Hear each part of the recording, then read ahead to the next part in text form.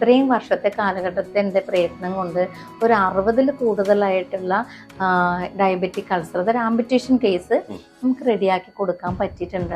അതായത് വെരിക്കോസ് തന്നെ ഇന്ന് നമുക്കധികം ട്രീറ്റ്മെൻറ്റ് ഇല്ല. അതറിയാമല്ലോ, വെരിക്കോസിനെ കുറിച്ച് നമുക്കറിയാം. ബ്ലോക്കായിട്ട് കിടക്കുന്നത് കൊണ്ട് അത് താഴത്തേക്കും മുകളിലോട്ടുള്ള ഫങ്ഷൻസ് ശരിയാവുന്നില്ല.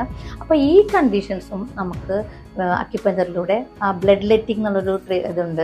ബ്ലഡ് കെട്ടിക്കിടക്കുന്ന ബ്ലഡ് നമ്മൾ സക്ക് ചെയ്തെടുത്ത് കളഞ്ഞിട്ട് നമുക്ക് അക്യുപഞ്ചർ കൊടുത്ത് സർക്കുലേഷൻ ഫാസ്റ്റ് ആക്കാം, മുറിവ് ഫാസ്റ്റായിട്ട് രക്ഷപ്പെടുത്താൻ പറ്റും. ഇപ്പോൾ അലോപ്പതിയുടെ ഒപ്പം എല്ലാ ചികിത്സയുടെ ഒപ്പം ഇത് ചികിത്സിക്കാൻ പറ്റും. അങ്ങനെ ഒരു ഇത് കൂടിയുണ്ട്. പിന്നെ എളുപ്പത്തിൽ ഉപയോഗിക്കാൻ പറ്റും, സൈഡ് എഫക്റ്റ് ഇല്ല, പഥ്യങ്ങളില്ല, അങ്ങനെയുള്ള കുറേ ബെനിഫിറ്റ് ഇതിലുണ്ട്. പിന്നെ അതുപോലെ തന്നെ പ്രഗ്നൻസി ലേഡീസിന് ഉപയോഗിക്കാം, കുഞ്ഞുങ്ങൾക്ക് ഉപയോഗിക്കാം, അങ്ങനെ കുറേ ബെനിഫിറ്റ് ഉണ്ട്. അത് മാത്രമല്ലാതെ ഇത് ഉപയോഗിക്കുന്ന സൈക്കോളജിക്കലായിട്ടുള്ള കണ്ടീഷൻസ്, അതായത് സൈക്കോളജിക്കൽ എന്ന് വെച്ചാൽ ഇവർക്ക് ഉറക്കം ഉണ്ടാവില്ല, പിന്നെ ഒരു സ്ട്രെസ് ഉണ്ടാവും, ടെൻഷൻ.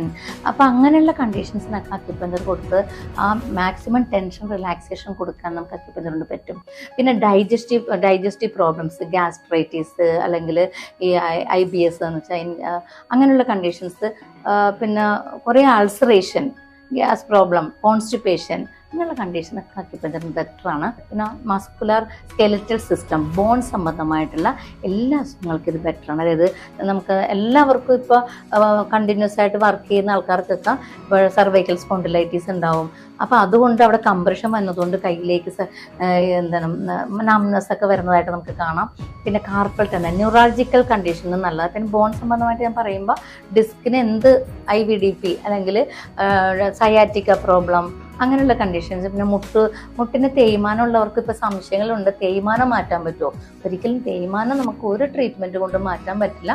പക്ഷേ ആ ഭാഗത്തേക്ക് സർക്കുലേഷൻ കൂട്ടി മസിൽസിനൊക്കെ ഒന്ന് സ്ട്രെങ്തൻ ആക്കി കൊടുത്തിട്ട് നമുക്ക് ബലപ്പെടുത്തി നടത്താൻ, പെയിൻ റിലീഫ് കൊടുക്കുവാൻ അക്യുപഞ്ചർ ബെസ്റ്റാണ്. പിന്നെ ന്യൂറാൾജിക്കൽ പ്രോബ്ലം എന്ന് പറഞ്ഞാൽ പാർക്കിൻസൺസ്, അത് ഒരുപാട് മനുഷ്യർ വിഷമിക്കുന്നതാണ്.